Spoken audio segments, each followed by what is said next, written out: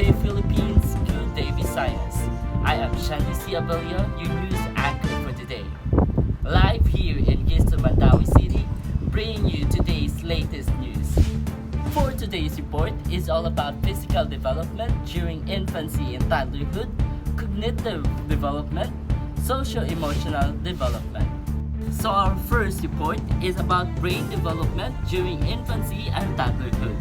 So the first year of life, according to Erik Erikson, is crucial for infants developing a sense of trust in themselves and their environment. Erikson believes that this is a single most important goal in getting a child off to a good start of life. The first 2 years, the period of infancy and toddlerhood, is critical time for brain development. According to current research, tell us that a healthy brain development is determined by infant environment. Part of the baby brain is natural, shaped by evolution, and it is hardwired govern such things breathing and heartbeat. And part of the baby brain, however, is a cultural, shaped by the environment. It is soft-wired and manage such things as learning to weave a blanket or solve a complex math problems. Infants who were once viewed a rather primitive psychological being with sleep-wake, hunger-satiation cycles, the first few months of life were labeled the normal autism phase. Baby brain, a work in progress. Infants display quite remarkable skills, but most new parents can tell you that Jessica was born almost a year ago. As each went by, her proud parents told their friends another amazing milestone. First smile rolling over her bubbling little dialogues and crawling. So Jessica is on the verge of taking her first important first step. Orchestrating these advancing skills are 100 billion neurons or brain cells that compose the human brain and spinal cord. So the motor neurons enable Jessica in part to sit, to stand, to crawl, to walk, and the sensory neurons enable her to see and to hear. The chief workers in the brain. These neurons will enable Jessica to engage in progressively more complex thinking skills. So next report is brain pruning. Brain pruning is a process in which the brain removes neurons and synapses that it does need. This actually takes place when a person is 2 to 10 years old. The brain contains millions of neurons that communicate with one another using a combination of electrical and chemical signals. And next is the environmental input. The developing brain is easily molded, making it highly responsive to experience and stimulation. Enriching environments will support healthy brain development, but exposure to stress and adverse childhood experiences, which is ACEs, can result in changes to the brain that can impact behavior and the capacity for learning.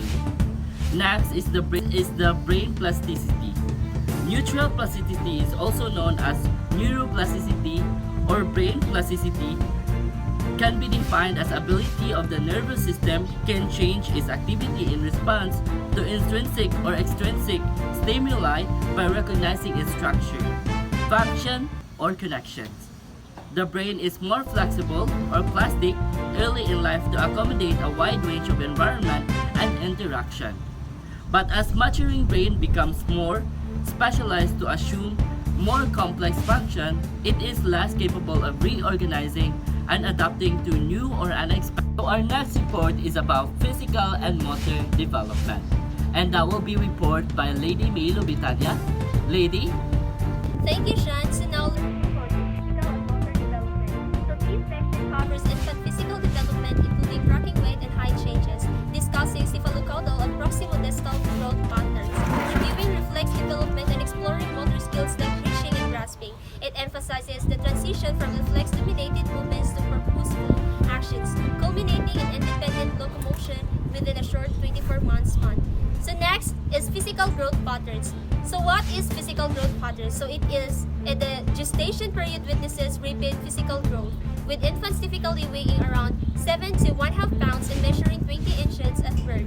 Over the first 2 years, children grow approximately 14 inches and gain 20 pounds. Height and weight variations globally are influenced by genetics, nutrition,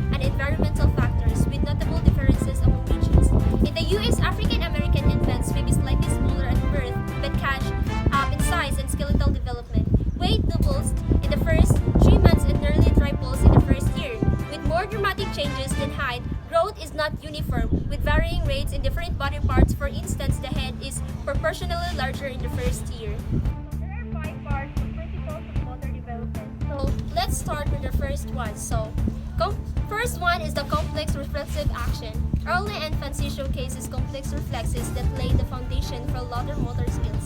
Newborns exhibit reflexes like sucking, grasping, more reflex startle, and stepping.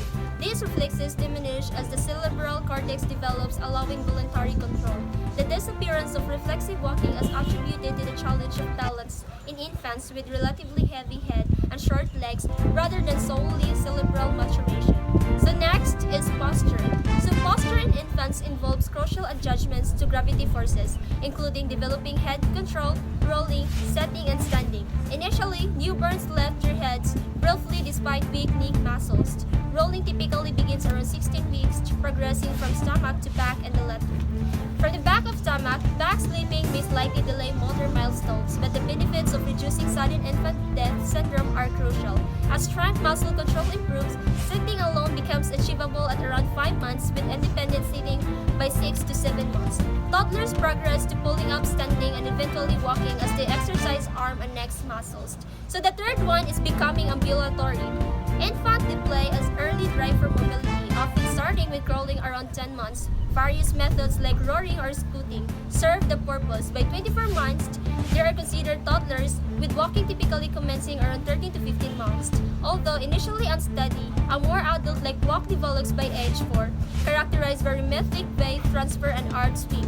At 18 months, children can ascend stairs in a marked time pattern, progressing to an alternating foot pattern around age 3. Descending stairs independently usually begins around age 4 to 5. By age 2, toddlers can climb, run, and navigate effectively. Keep in mind that individually mastery of milestones can vary.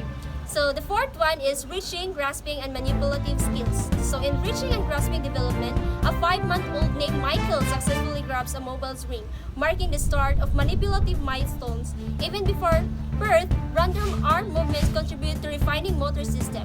Post-birth, Michael progresses from starting at the rings to swiping and eventually grasping them at 4 months. By 5 months, he efficiently contacts and reaches for objects, but letting go remains a challenge. Most infants can intentionally release objects by 6 months. As grasping skills evolve, infants spend significant time engaging in manipulative activities, initially using fingers and palms. Thumb opposition around the 9 months enhances grasping abilities, leading to a thumb and 4-finger pincer grabs by age 1. And the last one is maturation experience and motor skills. As infants gain voluntary control over reflexive motor abilities, they refine these skills, leading to more sophisticated and effective motor functions. Complex motor development is often linked to factors such as body size, brain development, and maturation of neural pathways. Cross-cultural studies reveal motor precocity in various cultures, with African and Latin American infants often displaying more advanced motor skills than their European American counterparts. Factors like encouragement to stand and walk at early ages contribute to these differences.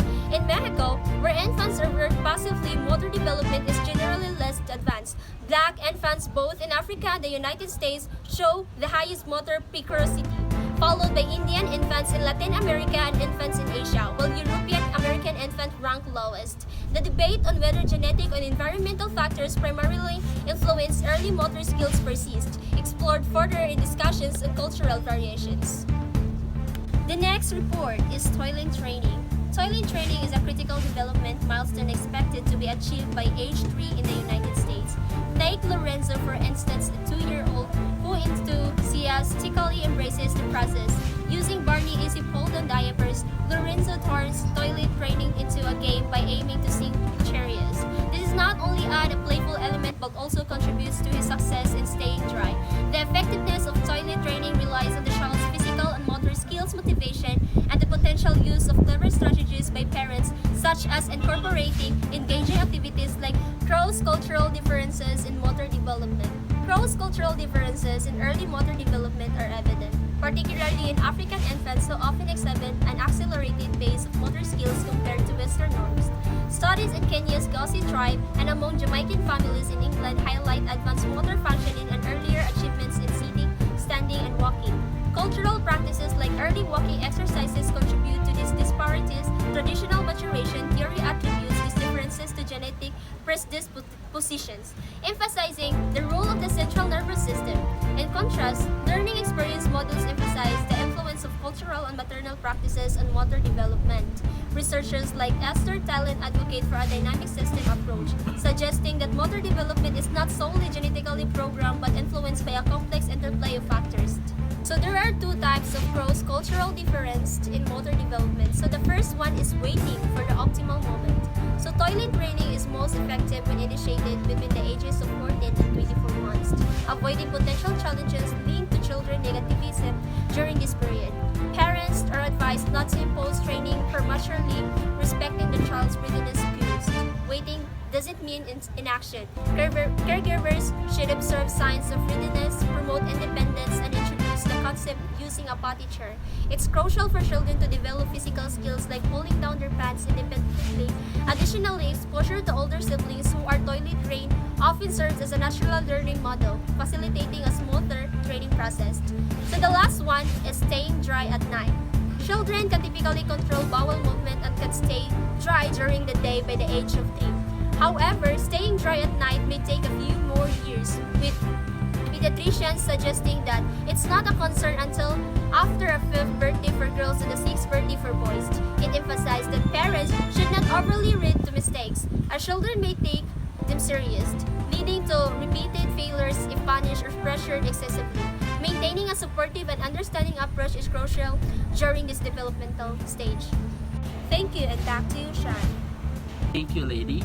So for our next report is all about the world of sight, sound, and smell. And it will be reported by Danica Golani. Danica? Thank you, Shan. Now let's proceed the world of sight, sound, and smell. Sensory systems, sight, sound, smell, taste, and touch are the doorway into the brain. The visual system, the vision provides newborn with most of their information about the world. The infant visual system has some limitation. Example, they have a fairly radial distance of focus, approximate 8 to 10 inches. And then face up is special. Human infants are marvelously social individuals and appear to enjoy looking at faces more than any other visual form. One view is that babies are attracted to faces from birth because of the varied stimulation they provide to the visual system. Real human faces seem to be the most interesting to young infants. Infants prefer attractive faces when attractive faces are paired with faces judged to less attractive. Infants prefer to look at the former.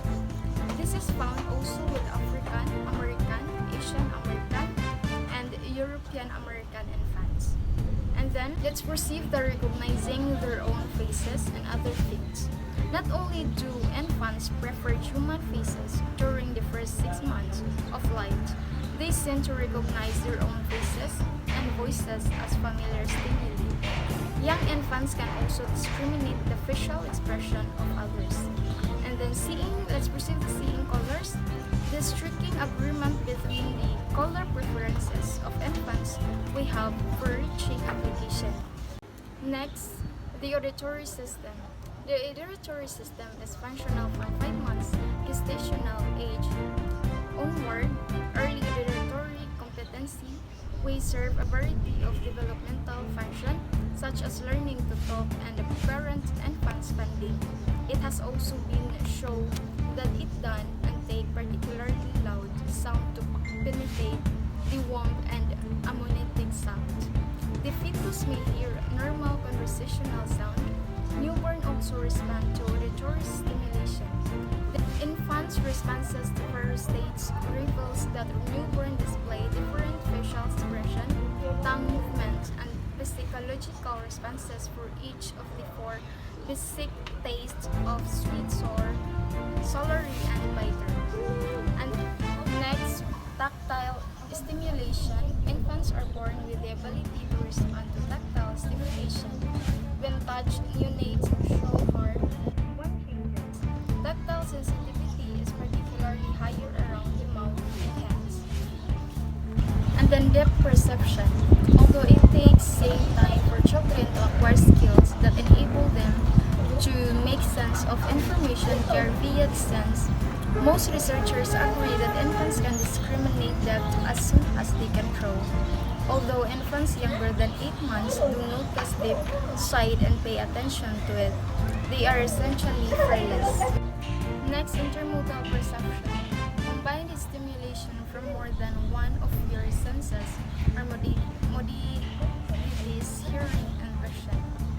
And then making sure that infants can hear. The OAE test, accurate hearing test called the OAE test, can be administered to infants shortly after birth. A simple 5 minutes procedure that evaluates hearing by measuring the vibration of the small hand cells in cochlea, a part of the inner ear when exposed to sound. When the child reaches 18 months, surgeons can perform a cochlea implant and procedure that can provide lifetime corrections for hearing problems. Lastly, but not the least, normal hearing behaviors, indicator that infant's hearing is developing normally. A birth to 3 months, the baby startled. A birth to 3 months, the baby startles or jumps as a sudden loud sound. The infant stares, awakens or cries when someone talks or makes a noise. The baby recognizes a parent's voice and quiet when the parent speaks.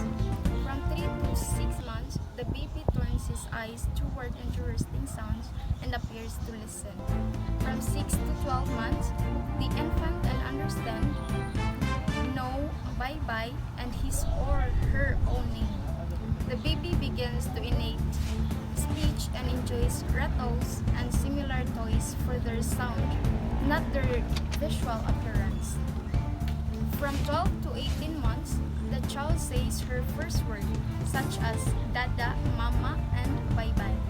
For 18 to 24 months, the baby signs and hums continuously and has a vocabulary of approximately 20 words. Thank you, and back to you, Chandi. Thank you, Danica. So our next report is about behavioral states, and it will be reported by Rachel Ibanez. Rachel? So now let's move on to behavioral states. During the first days of life, infants sleep for nearly 17 hours, with only about an hour of alertness each day. Wakeful periods gradually extend over the first month. Infants display various behavioral states, from peaceful sleep to fussy crying. In the early weeks, infants are highly sensitive, and it's normal for them to startle and cry in response to sudden changes in stimuli. So now let's move on to crying. Infants cry a lot, especially in their first 3 months, as it's their way of communicating needs like being hungry or uncomfortable.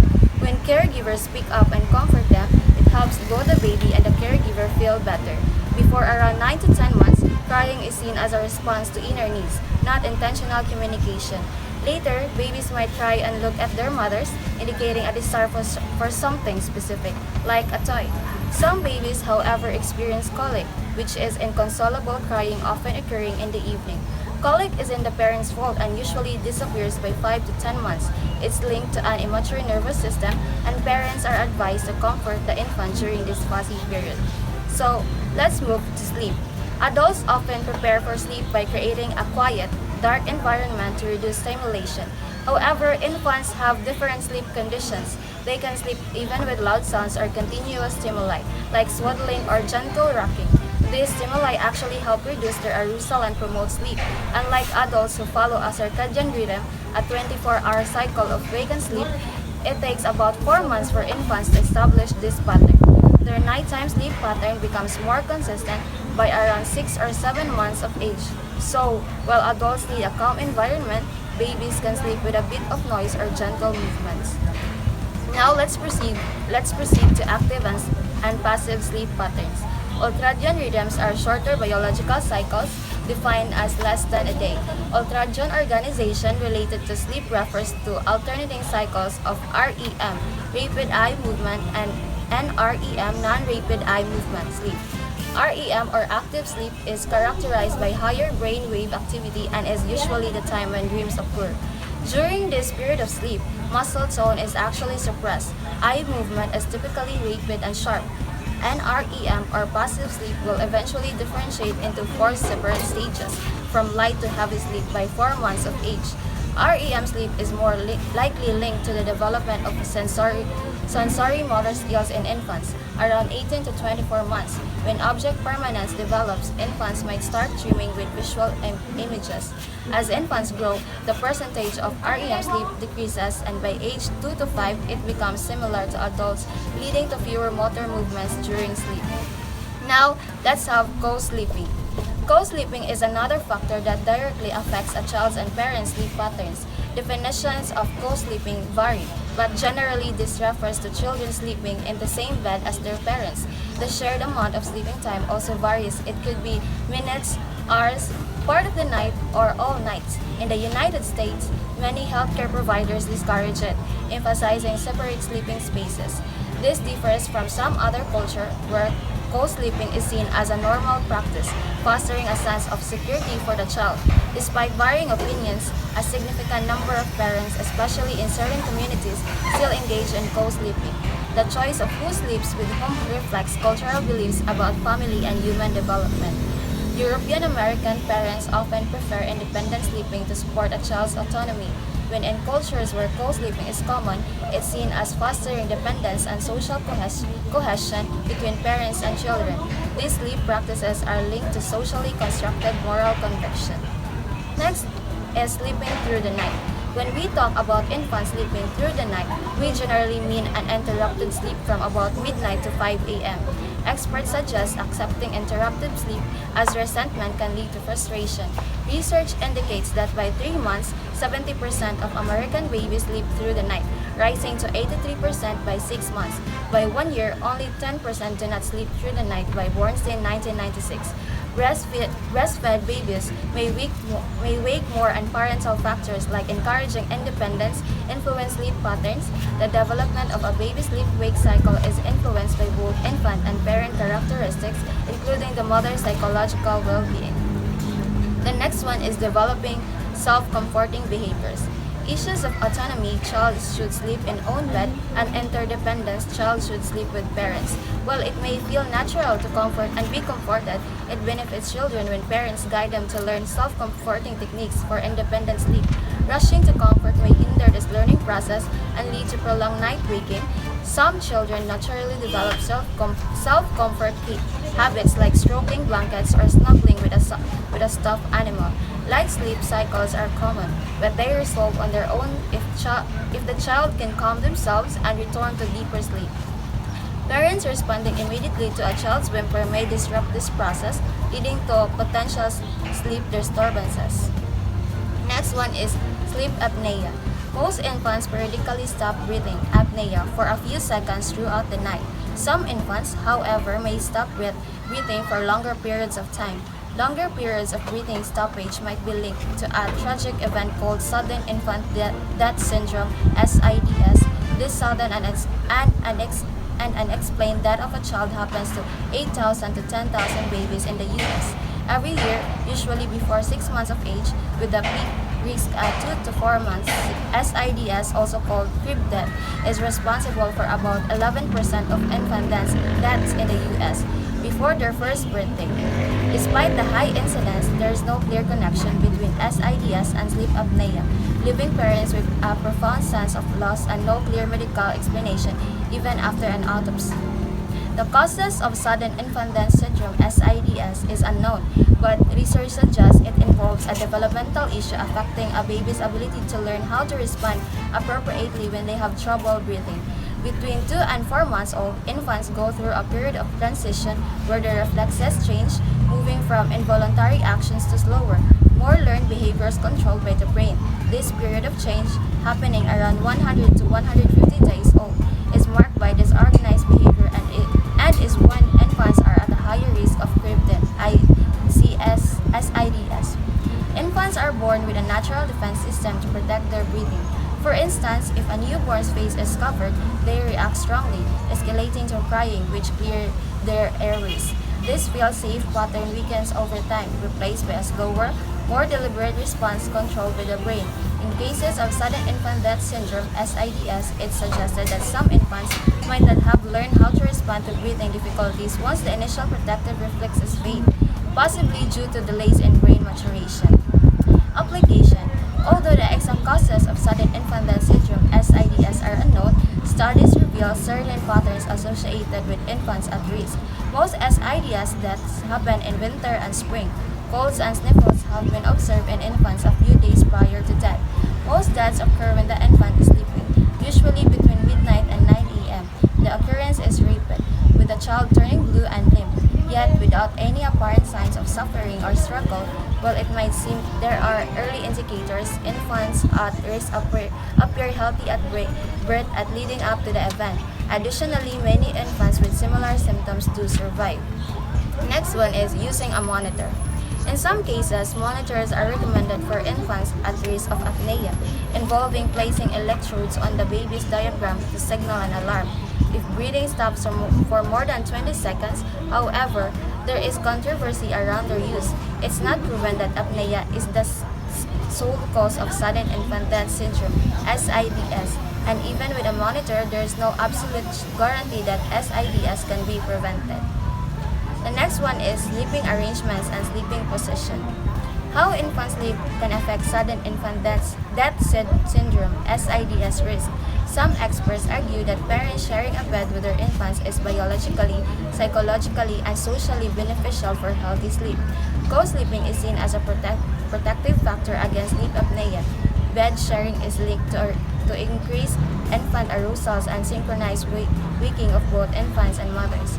Recommendations include placing the baby on their back or side, using a firm mattress, ensuring good ventilation to disperse carbon dioxide, and avoiding sedative medications and cold remedies to reduce the risk of suffocation and other sleep-related issues. The last one is mother's diet. Research by Martin DeVries and Letten Sugstad suggests a link between a mother's low intake of polyunsaturated fatty acids in the last trimester of pregnancy and a delay in fetal brain maturation. Many women opt for low-calorie, low-fat diets during this critical period, potentially leading to lower birth weight and delayed growth observed in sudden infant death syndrome (SIDS) cases. The authors recommend promoting fetal growth, avoiding unnecessary dieting, and encouraging a diet rich in polyunsaturated fatty acids to prevent SIDS. And that's all. Thank you. Back to you, Sean. Let's proceed to cognitive development during infancy and toddlerhood. So the first, it will be Piaget sensory motor thinking that will be reported by Mark Kambangay. Mark? Thank you, Mr. Shandino. According to Mr. Piaget, that sensory motor is occur in 0 to 2 years old. So the child is aware what is right in front of them. So they are focusing on what they are see, what they are doing, and their physical interaction on their environment. So this stage is the child doesn't know what things to react, and also this stage is the child is experimenting, and this stage is also the cognitive development of the child is very fast. So for example, my niece as I observe her, everything she handle things, so she will dump it into a floor, she will drop it into a floor because she think that thing is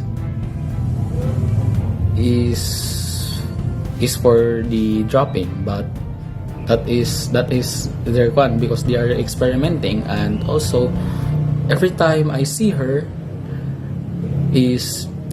she is always sucking her thumb, and that is also the one example of the sensory motor because they think this thumb is a food, so that's why they are sucking. But when they grow up, they realize that it is not a food, it is a thumb. So sensory motor is very fragile because their cognitive development is very fast. And also one of the example of the sensory motor is they think that this vase is a food. So every time when they touch it or they handle it, one example is they will drop it or they will eat this, because children is because this stage children know that this vase is a food, so they will eat it, they will put it in their mouth. But when they get older, they realize that this vase is a not food. And that's all, and welcome back to you, Shan. Thank you, Mark.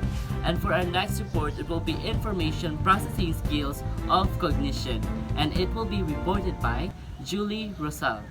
Julie? Thank you, Shan. So let's now move on to the information processing views of cognition. The information processing method refers to the process by which children take in, analyze, and retrieve various types of things that have perceived or that have happened to them. It maintains the intelligent infants or those who encode information more rapidly than other materials and durably and retrieve it with greater efficiency. The structure of memory according to the information processing model, memory contains of three phases: the sensory register, short-term memory, and long-term memory. The sensory register permits the effect of a stimulus to perceived briefly after the stimulus itself has been removed. It is a stage of primitive photographic memory in that it will record faithfully but decay quickly. Our short-term memory is temporary, active, and conscious. It is our attention span or working memory. Information in the short term either forgotten or it is passed into our long-term memory. A long-term memory is a repository of our permanent knowledge and skills. Basically, it includes all things that have been coded in memory that are not being currently used. These three aspects of the mind are present in infants, but as the child matures, she becomes more proficient in all areas. So, habituation and dishabituation. 1. What to assess infants' memories, abilities, and discover their growing sophistication designs rather than using roaring freight trains. However, information processing theory uses a novel stimulus such as a picture, odor, or flashing light to get the infant's attention. The infant's increased attention is called an orienting response, which can be measured psychologically because their heart rate slows down, his eyes widen and pupils dilate, and he exhibits increased muscle tension. But if the stimulus is presented over and over again, the infant's attention to it decreases. Now that once the baby has habituation to one stimulus, another stimulus is introduced.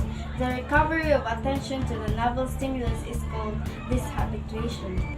Through the processes of habituation and dishabituation, we know that infants remember something that have seen or heard before when they cease to respond to the old and familiar stimulus and spark their attention when a new one is introduced.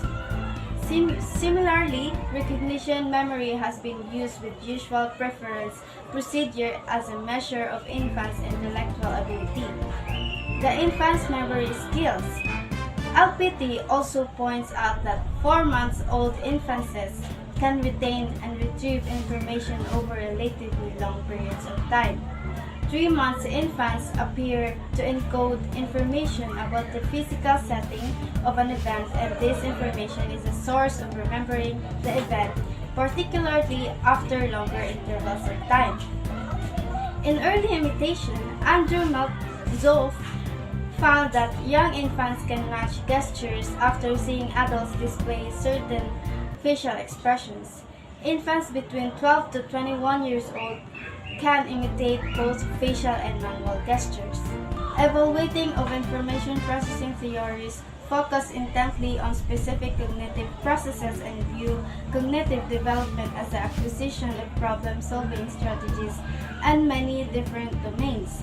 On the negative side, the theory has not led to a general model that provides us with a comprehensive picture of children's cognitive development.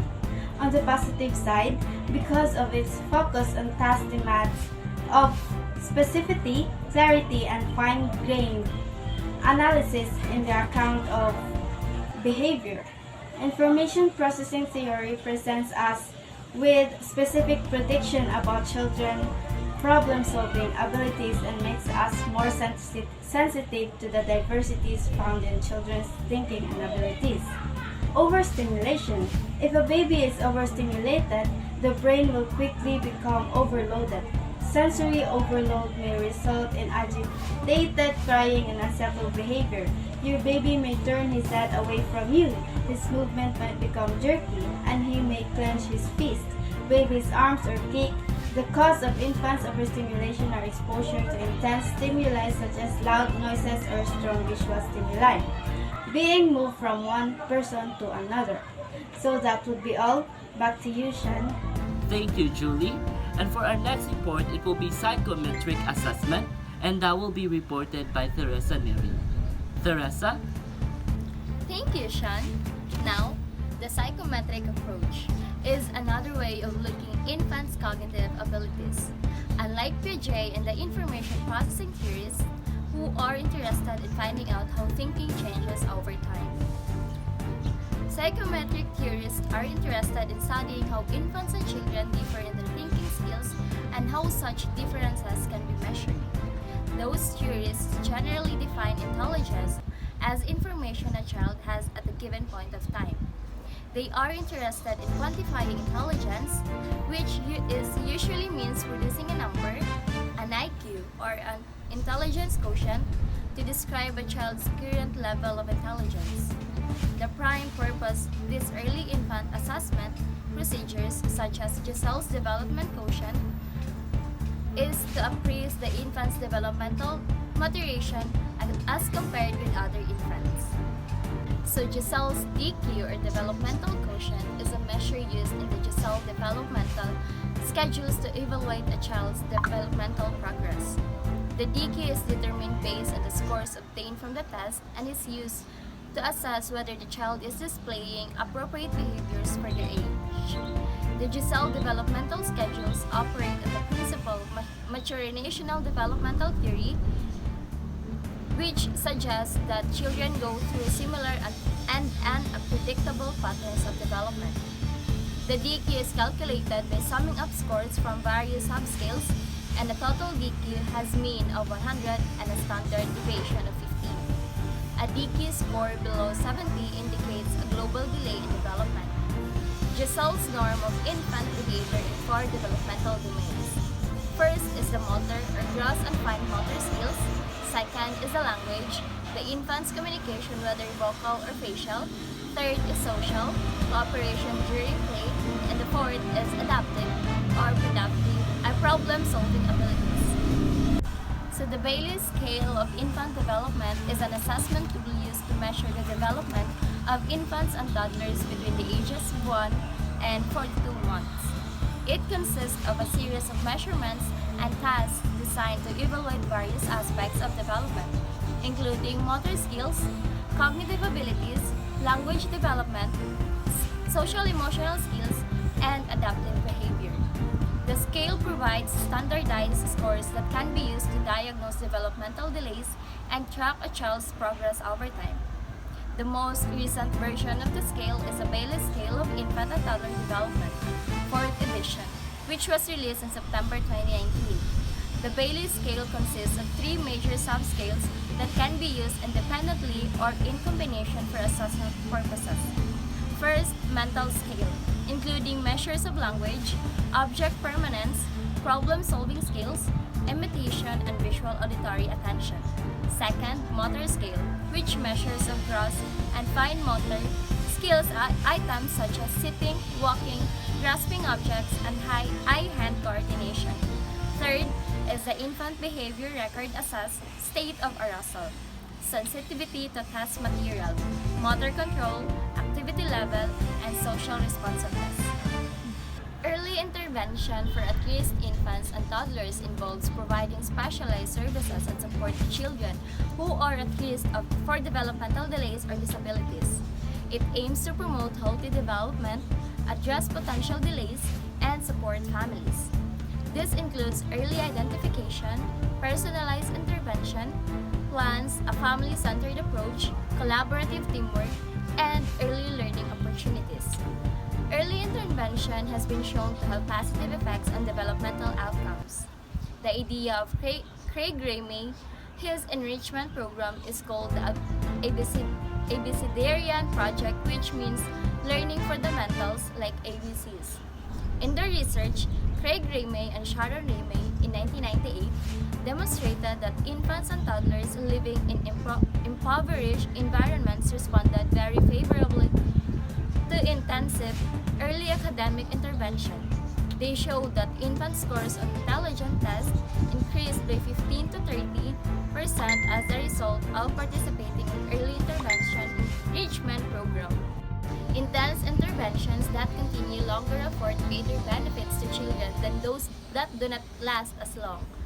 Programs that are more intensive produce larger positive effects than do less intensive interventions. Furthermore, children and parents who participate the most actively and irregularly are the ones who show the greatest developmental progress. Extended interventions, according to Arthur Reynolds and Judy Temple, better classroom performance is seen in children when intervention programs are extended from infancy to the primary grades. For these reasons, first, longer duration of intervention programs may be necessary to promote greater and longer-lasting changes in academic social outcomes. Second, developmental research overwhelmingly indicates that academic success correlates highly with the child experiencing a stable and predictable learning environment from infancy onwards. Lastly, family factors. The most constructive early intervention programs are those that have actively involved parents.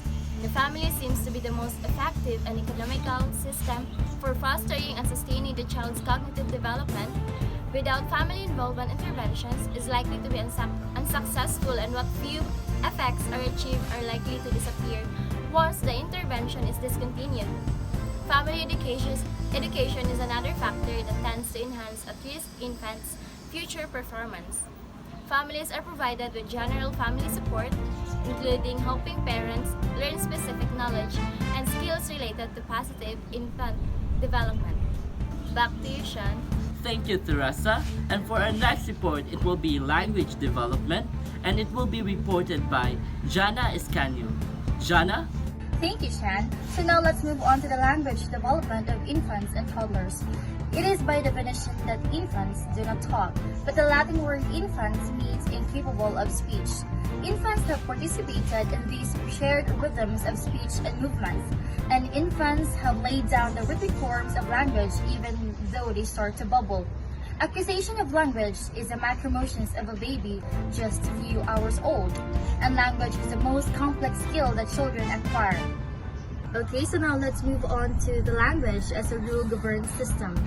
A study of Kenyan infants at 2 months old was supported as work, and that is according to Stricker 1976.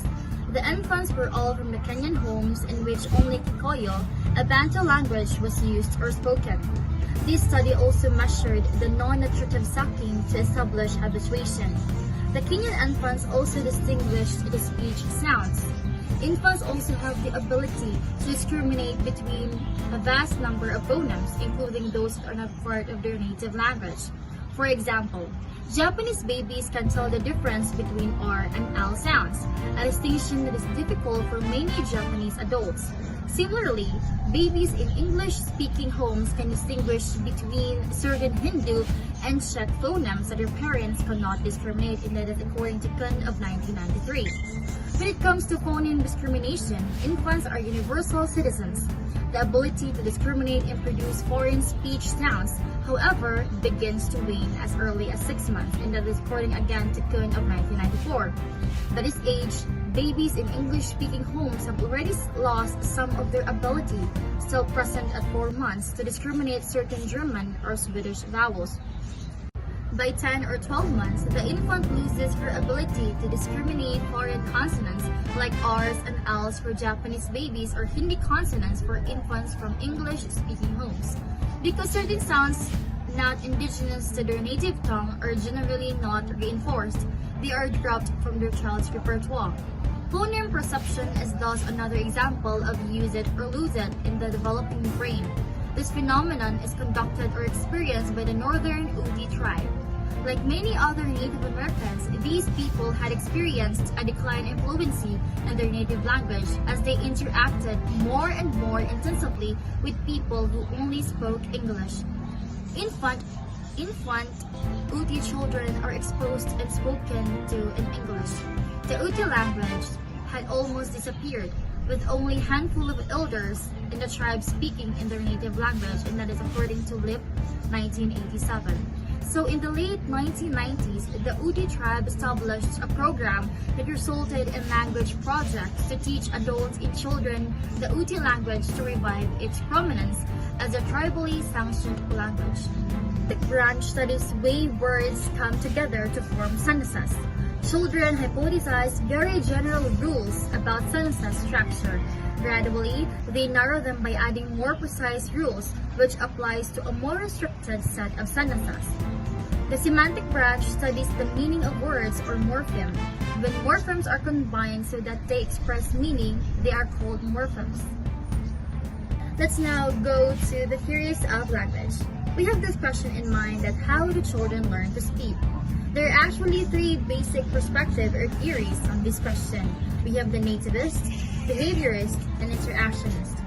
The behaviorists maintain that language is learned entirely from the experiences, whereas nativists assert that environment only plays a limited role in the acquisition of language, and instead, children are born with an innate capacity to acquire language. The interactionists conceptualize language development in terms of both environmental and biological factors. First, let us discuss the behaviorist. Learning theorist B.F. Skinner of 1972 believed that language occurs through the action of the environment shaping the individual's behavior. In particular, learning a language comes about through reinforcement as well as by imitation. Babies have the huge tendencies to bubble, and this bubbling will be shaped into meaningful language by the way in those around them respond to the sound babies make. Thus, children come to use language by operant conditioning and imitation. Skinner's theory may be able to explain how children in France learn French and children from Poland learn Polish. But how does Skinner's theory explain some of the universals in language development around the world? For example, children learn to speak with surprisingly similar sequencing. Children, in mastering their language, progress from single words to two-word communiques and finally to telegraphic speech and beyond. Now let's tackle about the nativistic theory. If you answer the thought challenge is virtually all children acquire a language, and they do so in strikingly similar ways. The fact that children all over the world follow the same implicit rules tell us what about language development. So as by saying something like, if language acquisition is simply a matter of environment shaping the child's language, as Skinner's maintain, the resulting shapes and sequences and processes leading to language would be far more diverse than in fact are. That is according to Noam Chomsky of 1968. That would applaud your thinking. Chomsky discusses several universals in language development that appear to underscore some kind of innate component to language development, and there are actually three. First, the onset of language regularly occurs between the second and third years of life. Second, language emerges before it is of any immediate use to children. And third, early vocalization, such as cooing and bubbling, do not represent practice or learning requirements for later language acquisition. Chomsky subconsciously followed these stages in learning a language: one word, two word, telegraphic or multiple word sentence, and then sentences that are more complex. All this is done in the first 4 years of life. Language are specified by rules and arrangement. Chomsky believes that language development is primarily a matter of maturation and the environment is of little importance. Language is innate, an aspect of children's genetic makeup. The only environmental factor necessary for the child to learn to speak is exposure to some language. Therefore, he does not rule out environmental fine-tuning for communicative development. Chomsky claimed that every human being is born with a highly specialized innate capacity to acquire language, which he calls a language acquisition device or LAD. This brain's language acquisition device allows a young child to deduce the basic rule system without being taught just by listening to a language. We have the special language areas in the brain. We have the Broca's area, which enables us to produce sounds, and Wernicke's area, which enables us to understand sounds. Wernicke's area is believed to recognize the pattern of auditory signals. We also know that for each different signals, that is, for every different word, a distinct set of neurons is activated. Thus, when a child hears the word cup, auditory pathways transmit the signals to Wernicke areas, where neurons that correspond to the sound cup being activated. These neurons then activated other neurons that store a visual picture of a cup and still other neurons that store concepts about how cups are used. Thus, the child's knowledge, auditory, visual, and conceptual, about cup is stored in a neural network that encompasses many brain regions, not in a single central processing unit. Although the existence of blood, however, has not been empirically verified or even disproved for that matter. Thank you, Jana. So let's move on to our last report, which is social emotional development during infancy and toddlerhood. And first is attachment relation, and it will be reported by Juan Mantos. Juan? Thank you, Shan. And now, let's dive into social-emotional development during infancy and toddlerhood. This is all about how babies and toddlers learn to interact with the world around them, form attachments, and express their emotions. Let's start with a scenario. Imagine a 12-month-old baby, Jason, playing with toys while his mother watches. When a stranger enters the room, Jason rushes back to his mother for comfort. This is a classic example of attachment, the strong bond between a child and their caregiver. Mary Ainsworth, a key figure in this field, spent her career studying attachment. She wanted to understand what factors contribute to the strength and security of this bond. Her research, along with the work of many others, has shown that secure attachment is vital for a child's future adjustment. It's considered a cornerstone of children's socio-emotional development. During the first 2 years of life, infants make major strides in understanding their social world. They start to show fear of strangers, experience separation anxiety, form specific attachments, and develop communication skills. They also start to express distinct emotions like happiness, anger, and fear. We'll also look at the impact of maternal employment on infants and toddlers. In today's world, most mothers work outside the home, which is a big shift from the 1950s. We'll explore how this affects the mother-child bond and the division of household tasks and child-rearing activities involved with. Next, we'll delve into the developmental progression of attachment. This starts from the moment that a baby is born and continues as they grow and develop. We'll look at the 4 phases of attachment. Development, indiscriminate sociability, attachments in the making, clear-cut attachments, and goal-coordinated partnerships. In the first phase, newborns are attracted to all social objects, but they start to prefer humans over inanimate objects. In the second phase, infants start to distinguish between familiar and unfamiliar figures. In the third phase, preferences for specific people become much stronger, and infants start to show fear of strangers and separation anxiety. In the final phase, children start to understand their caregivers' goals and feelings and can adjust their behavior accordingly. Next, we will delve into assessing attachment relations. When we talk about assessing attachment relations, we're referring to the method used to understand how infants form different types of attachments to their caregivers. Next, the strength situation. In this task, the infant and their caregiver, usually the mother, are placed in an unfamiliar room filled with toys. The task involves a series of 8 episodes, including the mother leaving the room, leaving the infant alone, the introduction of a stranger, and the mother. This text discusses the concept of critical periods in child development, specifically in relation to attachment. It uses the example of Conrad Lawrence's work with Gosling, who imprinted on him as their parent because he was the first moving thing they saw after hatching. This led to the idea that there's a critical period immediately after birth when human babies form attachment. However, the text argues that this idea might have been overstated and that attachment can happen outside of this critical period. Next, attachment cues short. As children grow older, they naturally become more independent and less anxious about separation from their caregivers or encounters with strangers.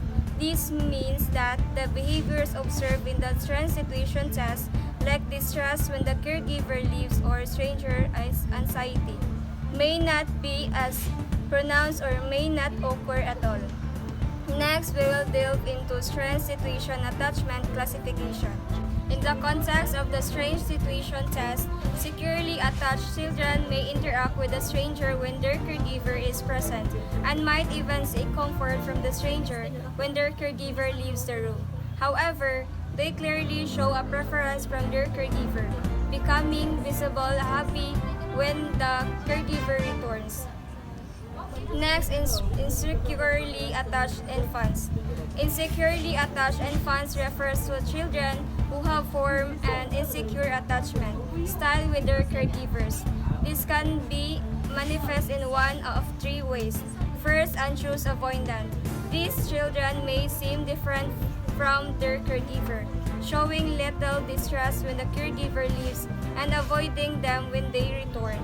They might not seek comfort from their caregiver when up. Second, anxious resistant. These children become very upset when their caregiver leaves, may still appear distressed or angry when the caregiver returns. They might seek comfort from the caregiver but also resist their attempts at comfort. Third, disorganized, disoriented. These children display a mix of avoidant and resistant behaviors and may seem confused or disoriented. Their behavior is often inconsistent and unpredictable. Next, non-attachment.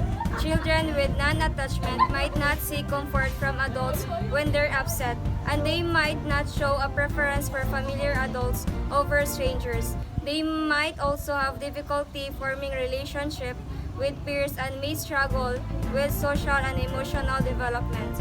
Next, we will delve into the developmental significance of attachment. First, crucial to survival. This idea comes from John Bowlby's attachment theory. Bowlby argued that these affectional ties have a biological basis. In other words, we're hardwired to form this attachment because they help our ancestors survive. From an evolutionary perspective, a child who is a caregiver is more likely to receive care and protection, increasing their chances to survival. This is why children naturally seek proximity to their caregivers when they're scared or upset. Next, social and cognitive skills. Attachment plays a crucial role in the development of these skills. For example, through interactions with their caregivers, children learn how to communicate, understand others' emotions, and build relationships. These are all important social skills. On the cognitive side, secure attachment can promote security and exploration, which are key to learning and cognitive development. When children feel secure, they are more likely to explore their environment, ask questions, and learn new things. Next, we'll delve into the mother's contribution to the attachment process. This statement is about the important role that a mother plays in the attachment process. Certain maternal characteristics have been identified as contributing to the development of secure attachment in a child. These include sensitivity, cooperation, acceptance, accessibility, sociability, and displays of positive affect. These characteristics can help a child feel safe, understood, and valued, which are key elements in forming a secure attachment. Next, we'll delve into the father's contribution to the attachment process. This statement acknowledges that while the role of mothers in attachment process has been extensively studied, the role of fathers has not received as much attention in research. However, it's important to note that fathers also play a significant role in a child's development and in attachment process. Fathers can provide care, support, and security just like mothers, and their interactions with their children can contribute to the development of social, emotional, and cognitive skills. Next, attending the child's birth. This statement is about how the role of fathers in the childbirth process has changed over time, particularly in the United States. In the past, fathers were often seen as unnecessary in the delivery room, and there were even fears that they could introduce infection. However, this view has evolved significantly. Today, fathers are often seen as an essential source of support and affection during childbirth. They can provide emotional support to the mother, and their presence at the birth can also help the infant with a newborn right from the start. Next, on the job training. This means that the skills needed to care for a child effectively, such as being responsive to a child's needs, providing comfort, and promoting healthy development, are not necessarily instinctive. Instead, these skills are often learned on the job as parents interact with their children and gain experience over time. This perspective emphasizes that parenting is a learned skill and that both mother and father can become effective caregivers through experience and learning. Next, we'll delve into applications. First, fostering strong attachment relationships. Since early attachment play a crucial role in a child's social, emotional, and cognitive development, it's important for caregivers to encourage their formation. This can involve being responsive to the baby's needs, providing consistent care, and creating a safe and nurturing environment. For example, when a baby cries, responding quickly and subtly can help them feel secure and understood. Similarly, spending quality time with the baby, such as playing or reading together, can strengthen the bond between caregiver and child. Thank you, and back to you, Shan. Thank you, Joanne. And next is understanding others and self, and it will be reported by Apple Kizan. Apple? Thank you, Shan. Understanding other and self.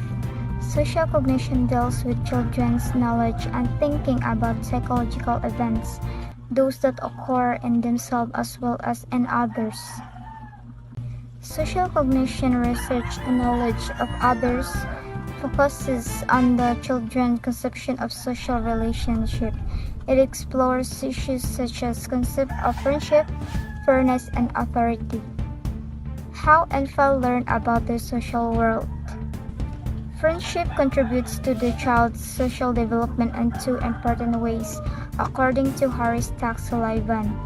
It broadens the child's understanding of social reality by providing new possibilities for social exchange, and it expands the child's self-understanding by providing a sense of mutuality with others.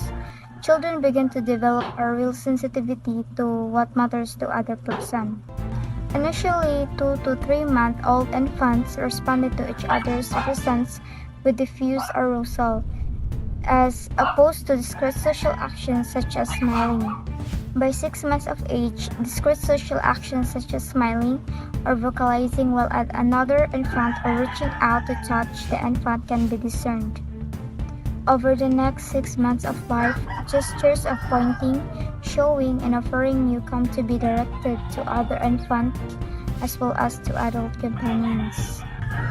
Ended by 12 months of age, the interaction of infant with other infants shows sequences of both cooperative and conflictual exchange that are virtually identical to interactions of much older children.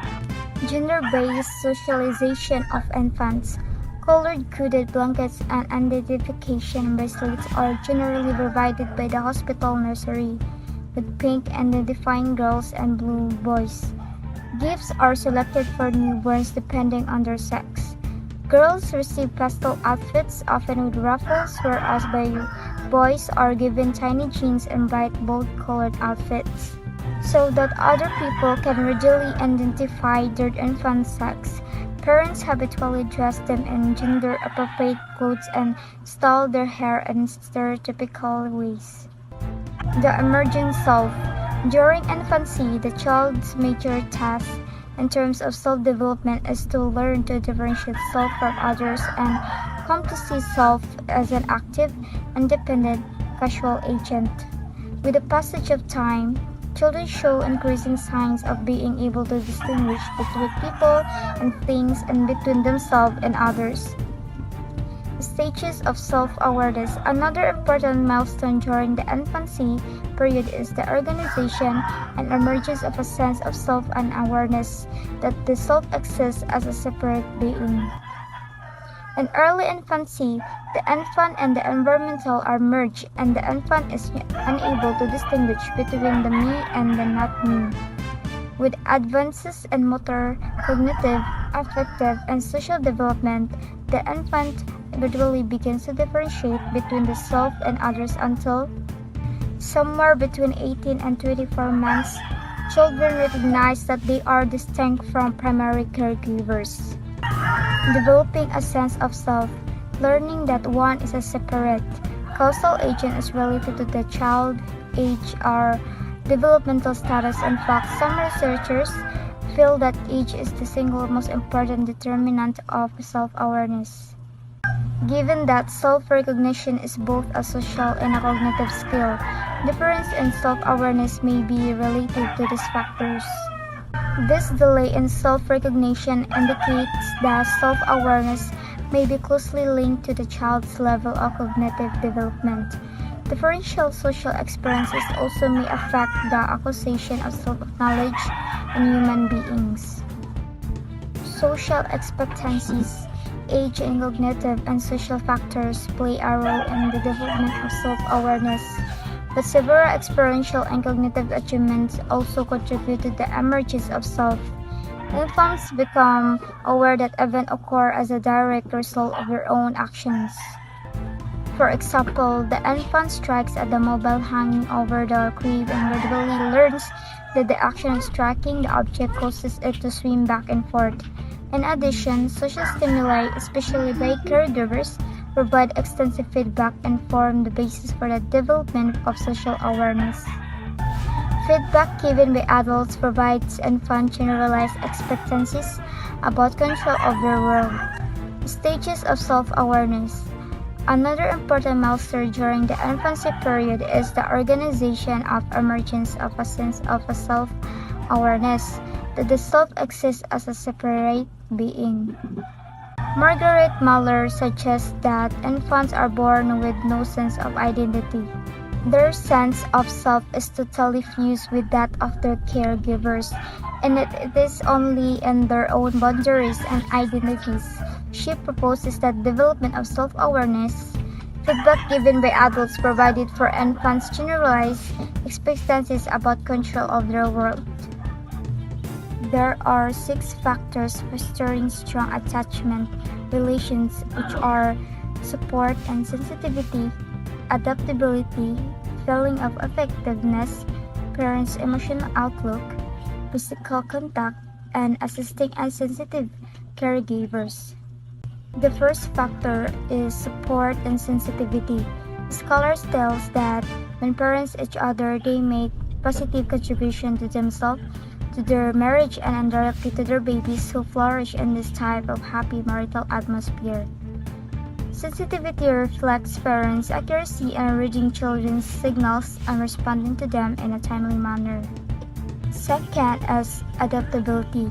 In the first few months of life in particular, it may be rather difficult to read the infant signal correctly. Parents who are able to tolerate this ambiguity are likely to be more adaptable. Persistence will undoubtedly affect how long parents attempt to soothe the distress infant and how patient they are in trying alternative strategies. Third is feelings of effectiveness. When parents think of themselves as competent under rule, they are more likely to foster secure attachment relations. The amount of time that parents have available to be with their children and the quality of their interaction have an important bearing on attachment as well. Each parent can aid the other in trying to make sure that both of them have time to effectively interact with their children. Parents' emotional outlook. The parents, in particular the mothers, emotional outlook is related to forming close and securely attached bonds with their infants. For instance, the depressed mother are more likely to express less positive emotion toward their infants and to respond less frequently. It seems that depression interferes the mother's ability to promote secure attachment to the infant. Physical contact. The amount of physical contact with the infant does appear promote attachment. When mother-infant pairs who received baby carers that afforded more physical contact had higher secure attachment. Lastly, assisting and sensitive caregivers. Receiving training and help may be vital for parents of avoidant, resistant, and disorganized infants. When family with insecurely attached infants receive a coordinated set of medical and social services, and parental training and sensitively responding to their children promotes secure attachment relations to their children. There are cultural variations among the four countries, which are United States, Germany, Japan, and Israel, regarding an attachment relations between the parents and infants. In the United States, secure attachment appears to depend on attentive, contingent caregiving, but its association with moment-by-moment interaction probably does not apply to certain other cultures. In Germany, a study of middle-class German families measured attachment classification in two German cities, North and South. In North, a region known for its restrained emotional style, 30% of children showed a secure attachment style. On the other hand, South, where a more open emotional style is encouraged, 58% of children showed a secure attachment style. The difference between an attachment style relate mothers' interactions patterns, which reflect the color tone between the two regions. Another study, middle-class German families showed considerably more infant avoidant attachment classification ratings. This is related to the type of parenting style observed in these German mothers, who tended to encourage independent behaviors and discourage clinging close contact. As a result, responded to them less. In the country of Japan, children and the mothering role have traditionally been values very high in Japan. This cultural tradition encouraged the development and continuation of very close ties between the mother and the children throughout life. In fact, caregivers in Japan rarely separate from their infants. It is not a common practice to leave infants to substitute caregivers, so infants spend very little time away from their mother. Some Japanese mothers will not consent to participate in the strange situation test because they are unwilling to subject their babies to being alone in an unfamiliar place or too much stress. On the contrary, infants who participated tend to experience intense separation and stranger anxieties. Lastly, in Israel, children in Israeli kibbutzim are reared in groups and apart from their nuclear families. For the first 6 months, most infants do not leave the kibbutz infant's house.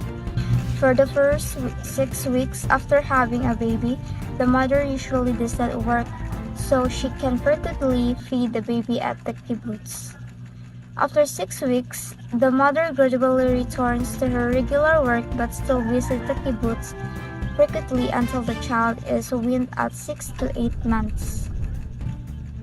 After 6 months, the child is taken to the parents' room for evening visits. Otherwise, the care of the infant is entirely entrusted to the metapolite. Emergence of emotional displays. Young infants can disseminate emotional expressions of others. We know this because infants look more at facial expression of joy than anger.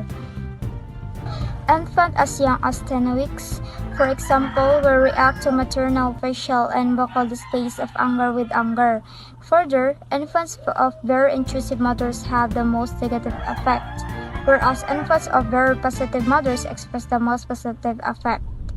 Smiling. Smiling is certainly a central feature of the changes in the baby's behavior.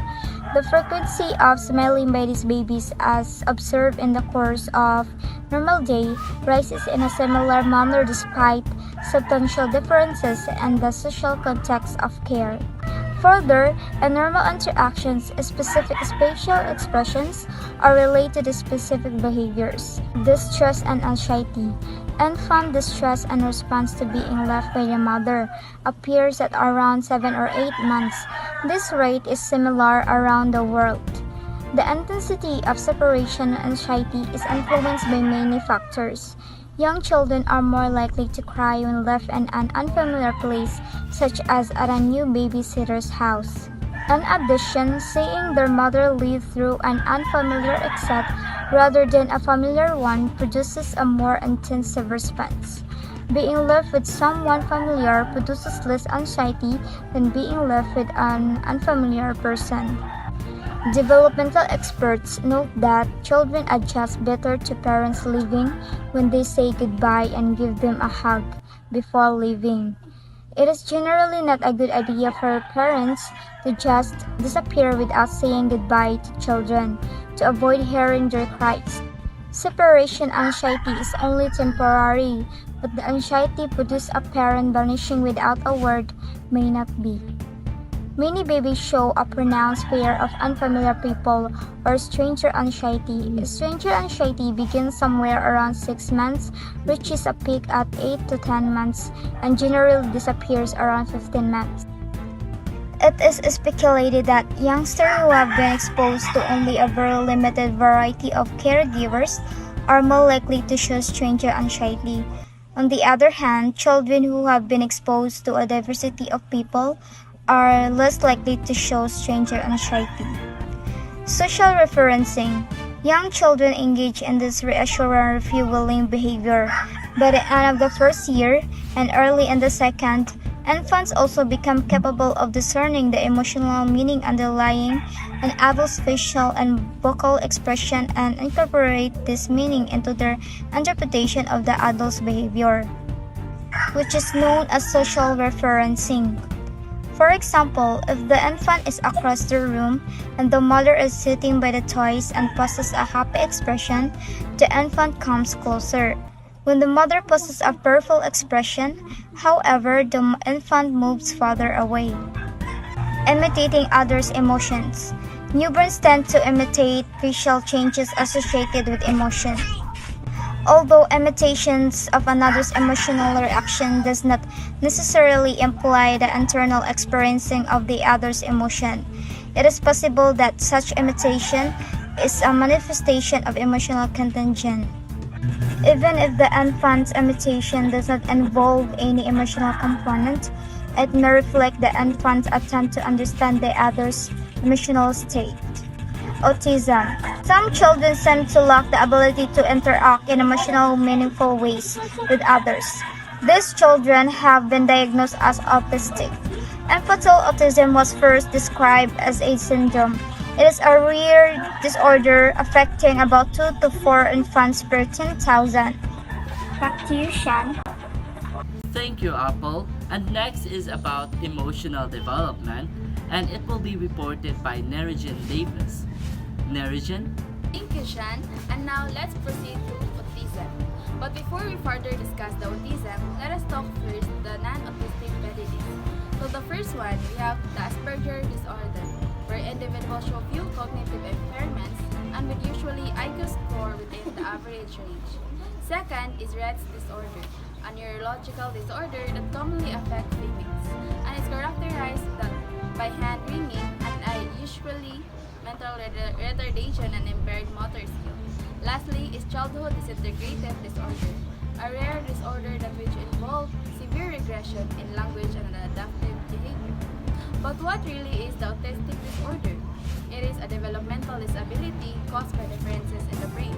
People with ASD often have problems with social communication and interaction, unrestricted with moody and intense and react negative. What are the characteristics of autistic children? So the first one is socio-emotional impairments, reflected in autistic child's extreme isolation and inability to relate to people in ordinary ways. Second is need for sameness. The need for environmental sameness can be expressed in wanting to wear the same article of clothing or having the same type of food each meal.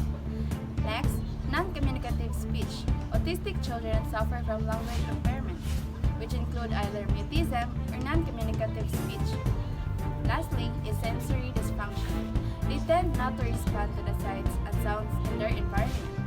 So what are the causes of autism? First, initially, autism was thought to be entirely environmental in origin, or a cold or austere mother. But however, research have produced no evidence that autistic children have been rejected by emotionally distant mothers. So here are the diagnosis, prognosis, and intervention. So investigators have found that autistic children have no uniquely shared neural deficit, no shared cognitive functional deficit, no distinct shared behavioral pattern, and no shared response to drug treatment. So what are the prognosis? It is always tentative. Speech IQ, no scores, and severity of disturbance are the most potent predictors of future development. So perhaps the most frequent intervention prescribed for children with autism, particularly young children, is speech and language therapy. So what are the patterns of emotionality or the temperament? So temperament is largely a product of the genes. The infant inherits and plays an important role in children's developing distinctive personalities. When parents fail to recognize the child's individuality, problems may occur. Temperamental clusters. There are three categories of temperamental clusters: easy, difficult, and slow to warm up temperaments. So easy temperaments are characterized with usually positive in mood, low or mild in intensity of the reaction, and take positive approaches to new situation. While child with a difficult temperament are moody and intense and react negatively to a situation. Now let's talk about the degree of fit. The impact of temperament on a child's development depends on whether her behavioral provides a goodness or poorness of fit with her environment. So goodness of fit occurs with the demands and expectations of the environment of the temperament and environment. And the poorness of fit is the opposite of the goodness. So thank you, Shan. Thank you, Narijan. And next is the family influence, and it will be reported by Mitch Escorial. Mitch? Now, let's talk about the effects of childcare on attachment. Ethnicity influences the type of childcare received during the first 3 years of life. For example, Latinos and African Americans have a higher rate of family member care in conjunction with other types of childcare. So when we say family daycare, it is when a child is cared by a non-family member. So a child care center, it is a group care that takes place outside a home setting and offers a group care in a school-like setting. So it can be privately run or run by a larger corporation like church, synagogue, community center, university, or business. Childcare controversy. Some investigators find higher rates of insecurely attached infants among those mothers who are employed and whose infants are in full-time childcare. So according to J. Bilski 1998, infants in full-time childcare are more likely than infants in a part-time childcare, and infants who remain at home to have insecure attachment bonds.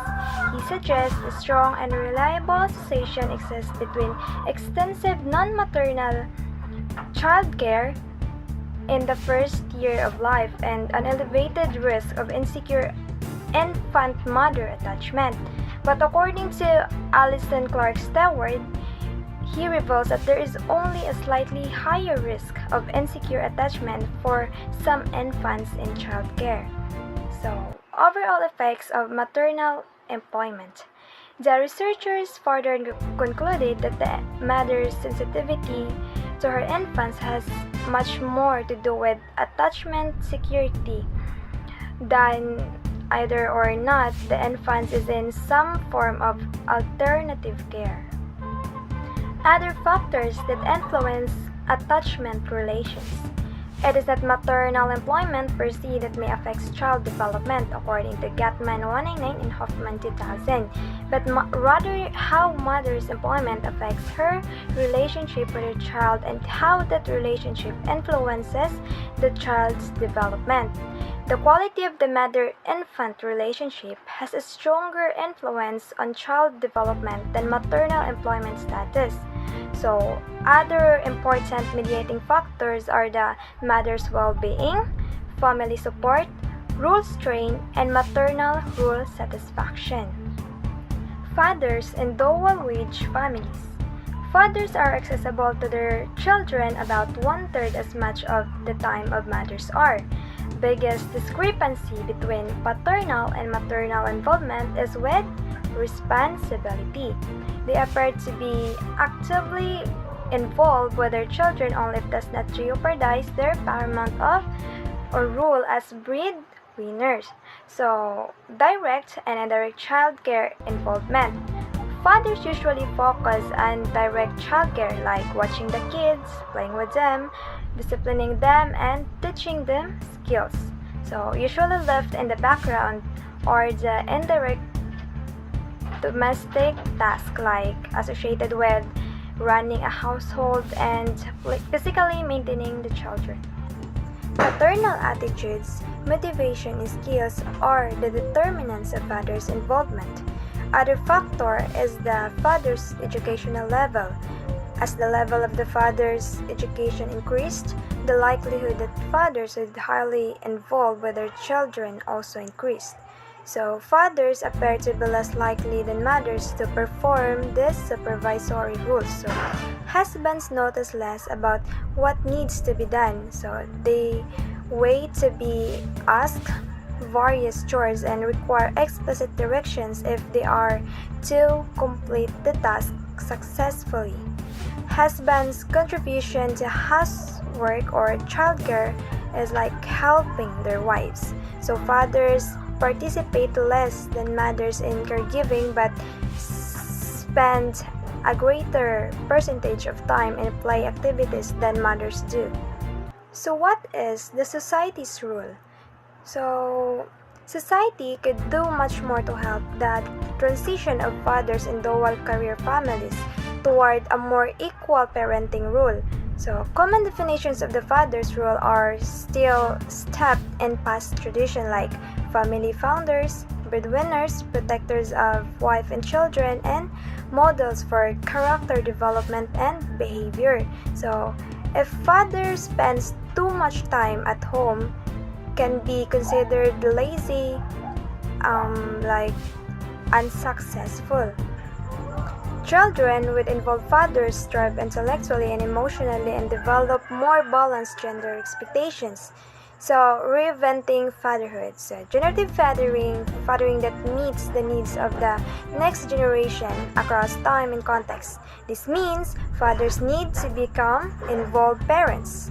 So, generative fathering, meeting the needs of the next generation of children across time and context, so translates into fathers assuming more responsibility for their children, not just as playmates or babysitters, but becoming involved in every aspect of their lives, of their children. Thank you, Mitch. And that would be all our today's latest news. Again, this is Shandy C. Abelia, and you do have a great day.